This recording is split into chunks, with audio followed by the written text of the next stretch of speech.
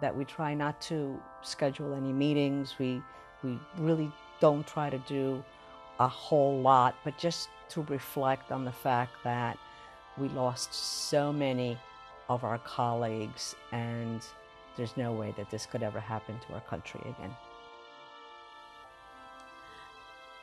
There are a lot of folks at work that have been tragically affected by September 11th. We've had many people that have had to retire because of September 11th. There are some folks that it's tradition that that day they do not come to work, their children do not go to school, and they just go somewhere. So I think that everybody handles it differently, and they do what makes them feel better. Margot's wedding in October of 2009 was a very quick event. It was a media event, and as a result of that, it occurred in a span of about 3 days. Where it took place was really beautiful because it was on a ship, and the ship went around the entire island of Manhattan, and the ceremony took place on the ship as the ship was moving. And the most beautiful picture that we have of Margot and Silvio's wedding has the Statue of Liberty in the background, and that's the picture that we have in our living room, and that picture tells 1,000 stories about just how lucky we are to be in this country. And it was such a beautiful day because it rained the day before. It didn't rain that day, but it rained the day after. So she just had a wonderful, beautiful, spectacular sunny day for her wedding. And it was just very historical also. It was great.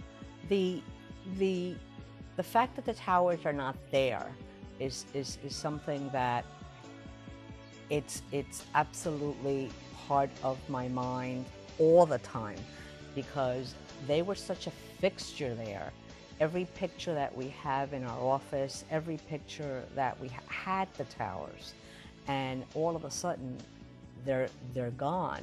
So the day of Margot's wedding, as the ship is making its way around the island of Manhattan, yeah, there's a huge gaping hole there that fortunately, you know, within the next 2 to 3 years, there will be a building that's 1,776 feet high, and it will be the largest building in the skyline.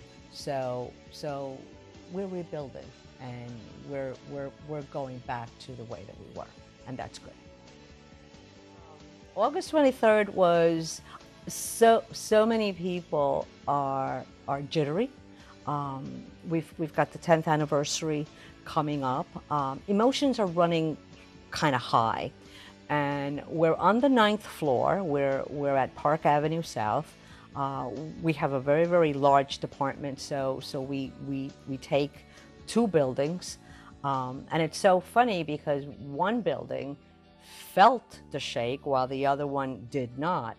But we had people react very differently during emergencies. You've got the people that just took their purses, they took their belongings, and they just exited the building, but they stayed downstairs. So if the building would have come down, well, they were downstairs.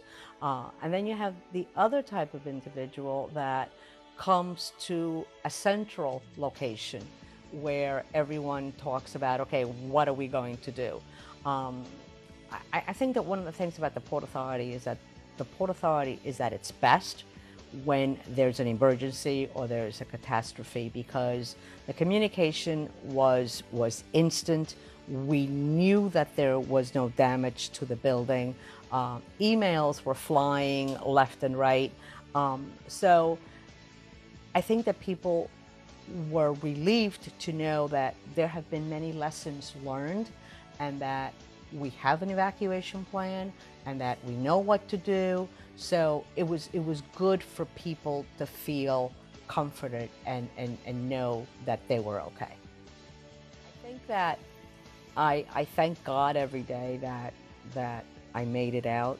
Um, I thank God that I was able to see both of my daughters become women, graduate from college, get their graduate degrees, um, get the jobs that they work so hard for.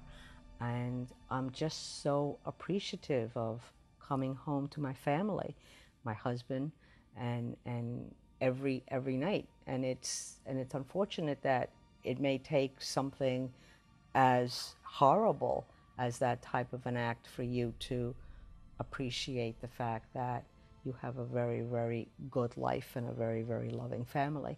And I appreciate that very much.